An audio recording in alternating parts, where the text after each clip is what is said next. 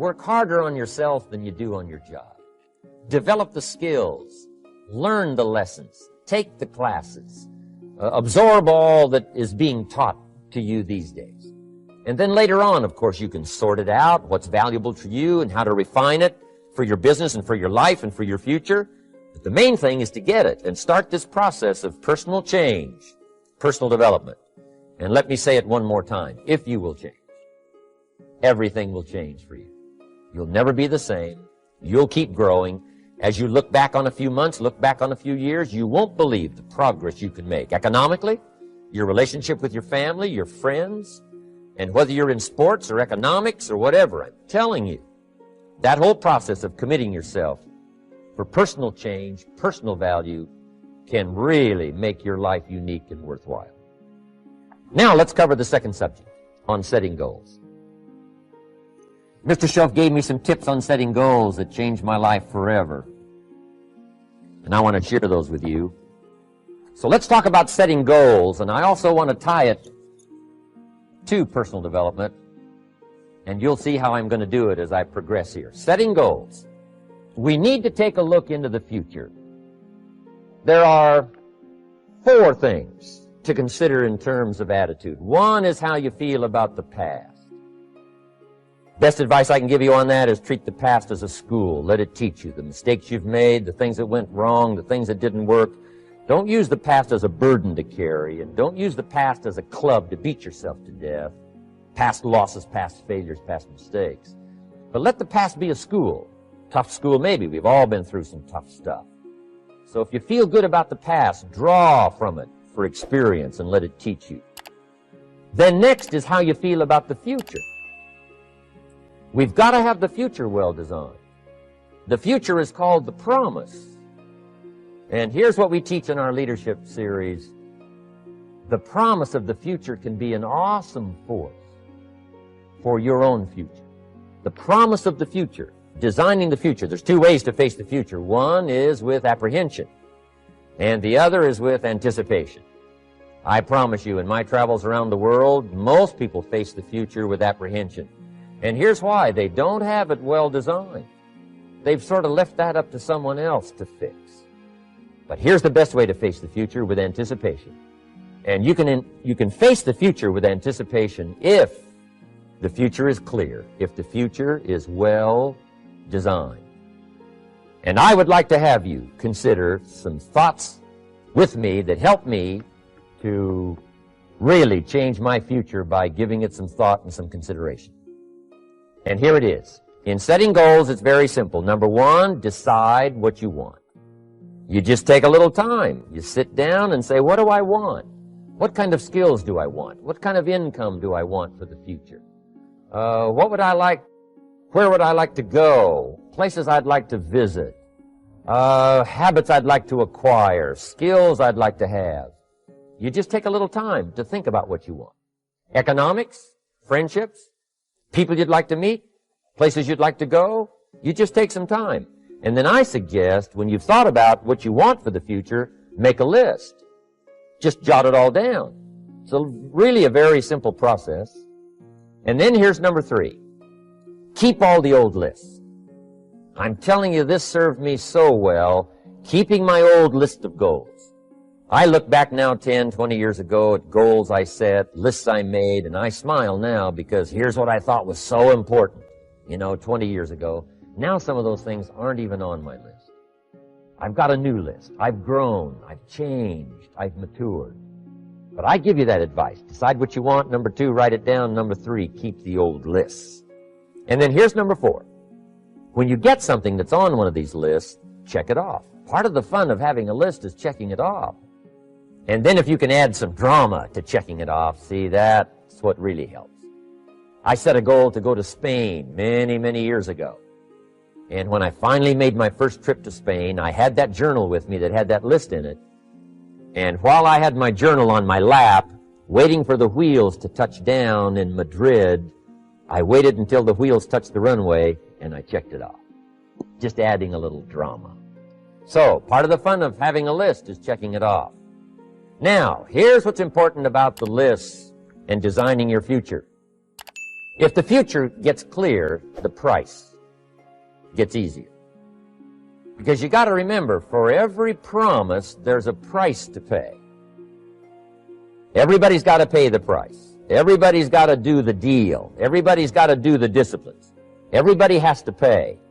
But here's what I've discovered. If the promise is clear and powerful, the price is easy to pay. The price is some classes. The price is a few books. The price is a few disciplines. The price is finding something that'll make your life better, make you grow, make you change, make you develop.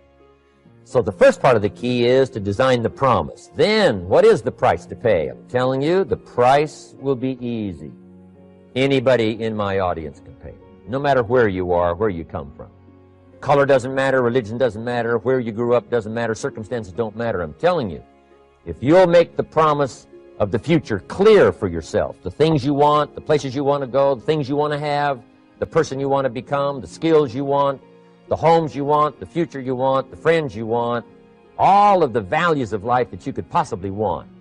If you'll make that clear, make those lists, and be serious about it, I promise you it's an easy price to pay. Anybody can pay it. And the best advice I can give you is, if I can do it, you can do it. Farm boy from Idaho, raised in obscurity, I changed my life, turned it upside down, turned it all around, found economics, found future, found promise, and if I can do it, you can do it. So, start setting your goals and see if you can't get a better excitement going for the things you want to accomplish for the future. One of the major reasons for setting goals is for what they make of you in achieving them. My teacher advised me when I first got started at age 25, he said, "Jim, why don't you set a goal to become a millionaire?" He said, "It's got a nice ring to it. You know, enough zeros to impress your accountant." And he said, "I'm here to help you. You're only 25 years old. You've been to 1 year of college. You've got a beautiful family, every reason to do it. Why don't you set a goal to become a millionaire?"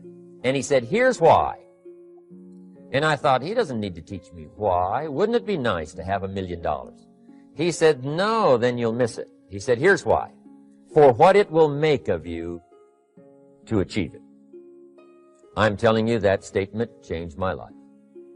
Set the kind of goals that will make something of you to achieve them.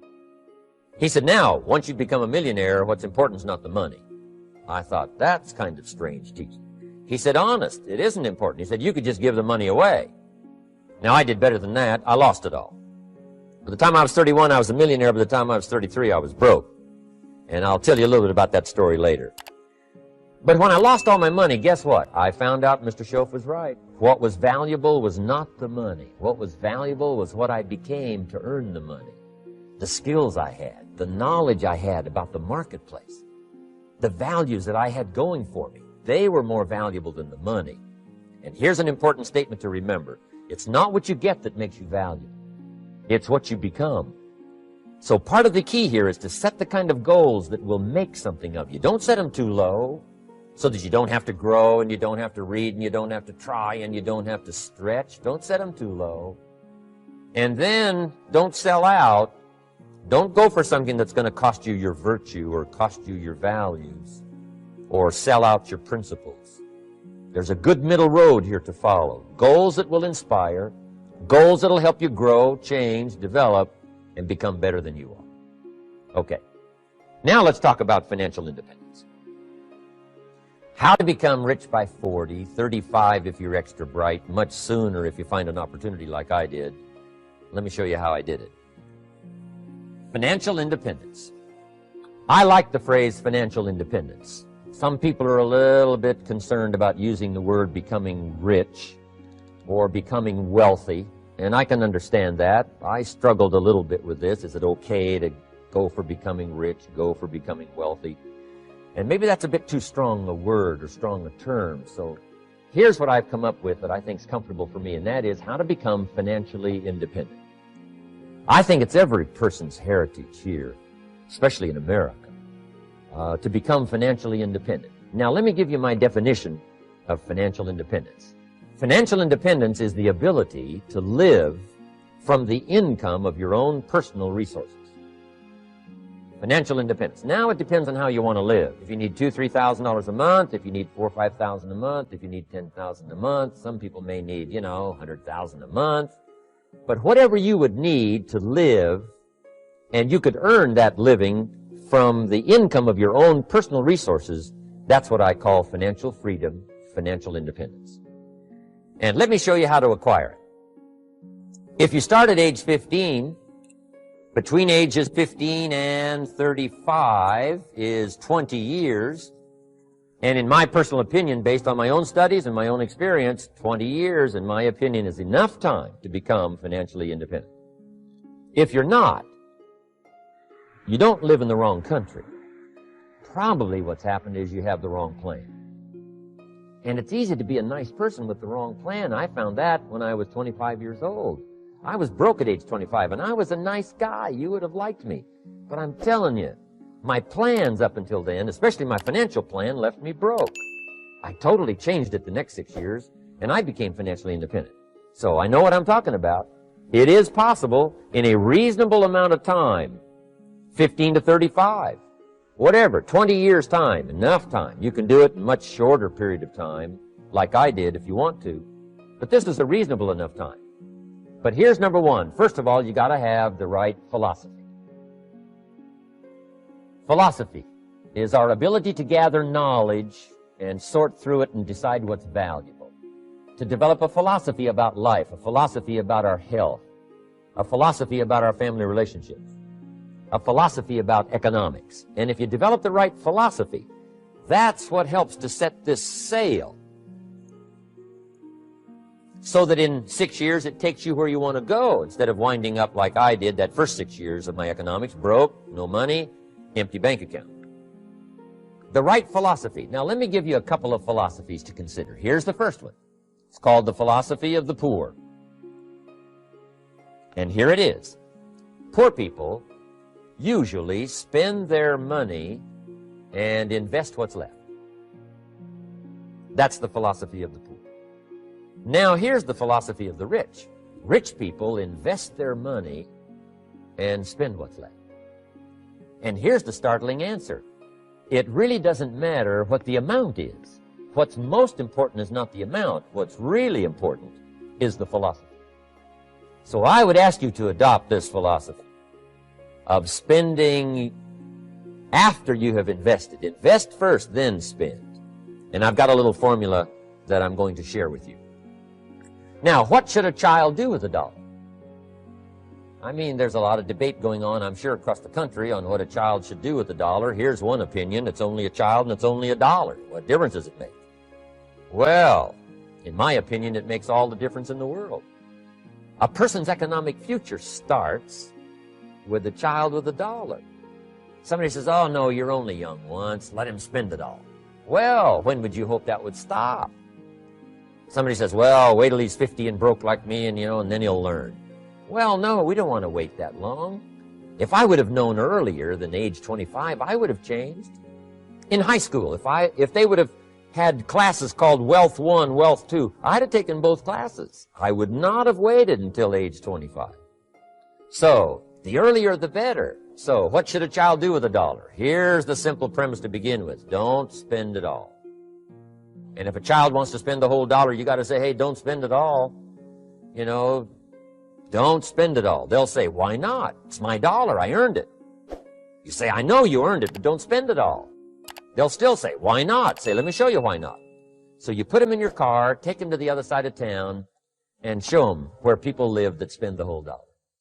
You just drive them around. Kids learn best by visual. Just drive around and say, would you like to live here? Kid says, no. Would you like to live like these people live? Kid says, no, no. Then you can't spend the whole dollar. So, kids will get the message. So, take them to the other side of town and show them around, unless you already live there, and then just show them around.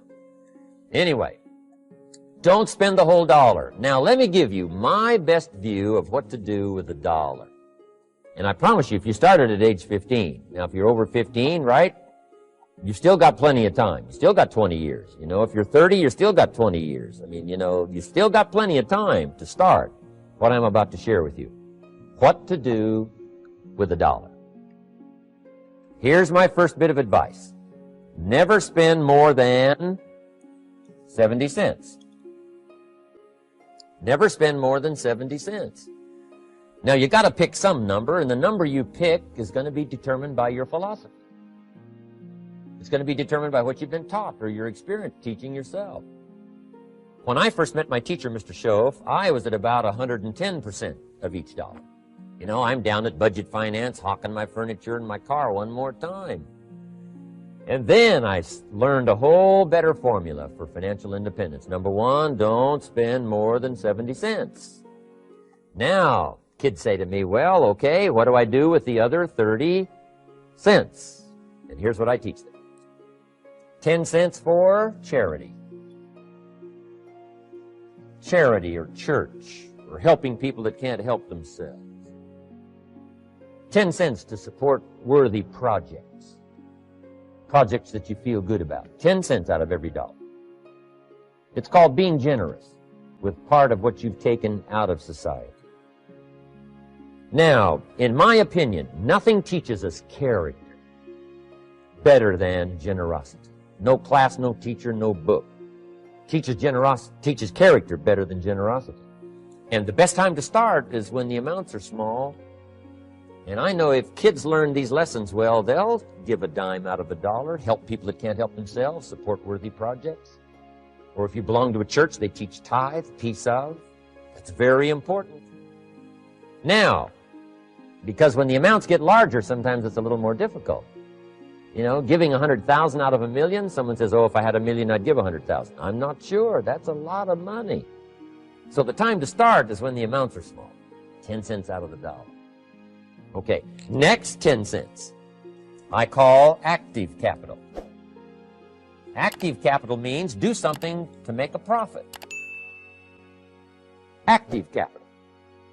Set aside a portion of your income. Wages are okay, but I'm telling you, wages will make you a living. Profits will make you a fortune. So set aside part of your income as capital, called active capital. Any kind of project you can possibly think of, you can possibly come up with.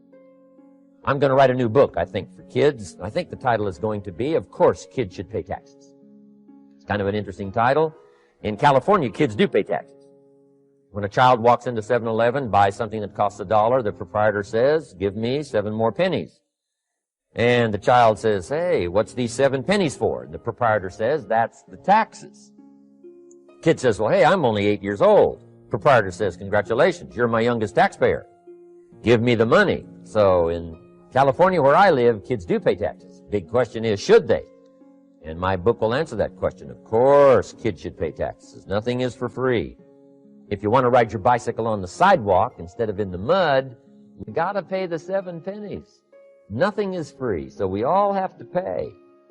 So, 10 cents out of your living, out of the money you earn, set aside for capital. Capital to try your best to show a profit.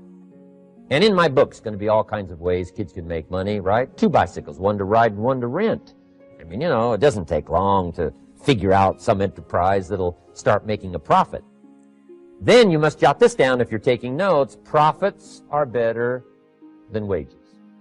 One, you can't usually start wages until you're about 16, 15, 16, but you can make a profit long before you're eligible to start earning wages. And then there's no limit to profits, and they can double and triple and quadruple. You know, there's no limit. It's incredible how fast profits can grow. So profits are better than wages. Wages make you a living. Profits make you a fortune. Now, the third 10 cents is vitally important. I call it passive capital. Capital you let somebody else use. A financial institution, stocks and bonds, mutual funds, whatever. Let someone else use it. You furnish the money. They use it to make a profit, but they pay you for the use of it, called interest. And here's one of the things that'll make you financially independent fairly quickly, and that's called compound interest. And this is how you get it. Letting someone else use a portion of your money, your substance. They show the profit, they pay you interest. And this passive capital, I'm telling you, over a sustained period of time, If you'll develop this little 10, 10, 10, and 70, especially starting at age 15, I'm telling you, by the time you're 35, you will be financially independent. You'll have the ability to live from the income of your own resources. And then one more point on passive capital. There's a Bible philosophy. I'm an amateur on the Bible. But there's a Bible philosophy that teaches the borrower is servant to the lender. And if you want to be in a powerful position as you grow older, finally when you become mature, maybe have your own business, things have worked out for you for the future, the position you always want to be in is the power position. And that's called the lender. The lender is the power position. So if kids learn early enough, and then you ask them what they'd like to be when they grow up, I'm telling you, once they understand, they'll say, well, one of the things I want to be is one of those lenders. That's the power position, not the spender. No, you'll be pitied the rest of your life if you just become a spender. You got to become a lender. And I think this is the one formulas to follow. 10 cents out of every dollar. Let someone else use it. Be the lender, power position. Then try to show a profit. Can't we teach our children how to take $1, search the neighborhood, find a broken wagon, pay $1 for it, bring it home, clean it up, sand it until it's clean, paint it red till it shines, straighten out the wheels till they're true, take it back to the neighborhood, sell it for $5? Anybody can do that. Now, does the child deserve $4 profit? And the answer is yes. Society now has a mended wagon.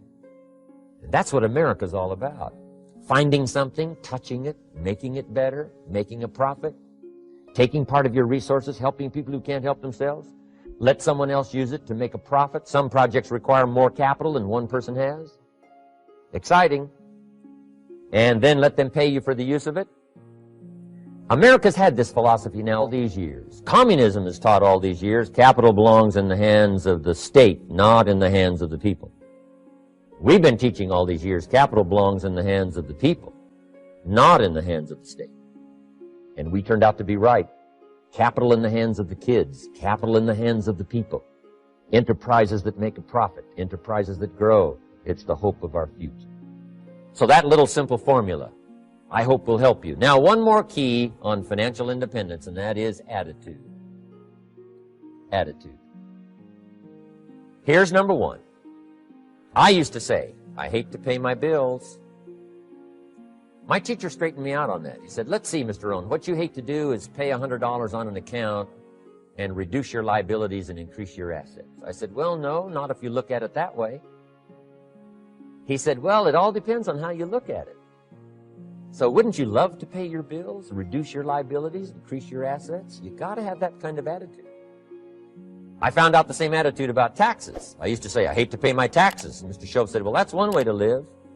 But don't you understand? Taxes is how we care and feed the goose that lays the golden eggs. Wouldn't you want to do your share? Someone says, yes, but the goose eats too much. Probably true. But hey, we all eat too much. We all need to go on a diet. Better a fat goose than no goose. So I finally became a happy taxpayer. Now, I think taxes are too high, so I'm working to get taxes lowered for our economic future. But then whatever they turn out to be, I gladly pay and do my part, because that's what makes the whole system run, each of us doing our part. Now, I want these three subjects to be valuable for you. I want them to have meaning for you. I want you someday to be financially independent. I want you to have the personal development so that you feel good about yourself. If I had a chance to meet you someday, I'd like to have you show me the list of goals that you got started and say, Mr. Rohn, here's some I've already checked off. Here's the books I'm reading. Here's what's happened. I'm developing the skills. I'm better this year than I was last year. I've got more self-confidence. My skills are developing. That's what I want for you. And now I'd like to leave you with these 4 questions called questions to ponder. These questions were valuable for me, and I want to make them valuable for you. Here's the first one. Why? We all ask why we should work this hard. Why take that many classes? Why go to school that many years? Why take the notes? Why read the books? Why work that hard? Why put yourself through the push-ups and the disciplines? Why? Good question, why? Best answer to why, I think, is the second question. Why not? Why not see how many books you can read, how many classes you can take, how many skills you can develop? Why not see how valuable you can become to the marketplace and to your friends and to your family?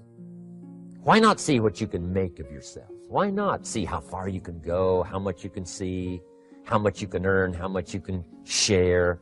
Why not? That's the heritage all of us have, in America especially, is to see what we can make out of our lives now that we've been given this extraordinary opportunity. Now, my third question I'd love to ask you in person. But since I can't do it in person, I want to ask it of all of you. But I want you to take it personally. And my third question is, why not you? Why not you?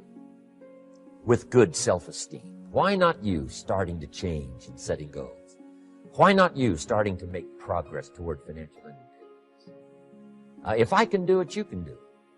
I wished I had a lot more testimonials here today besides mine. A whole steady stream that would come by and tell you their story.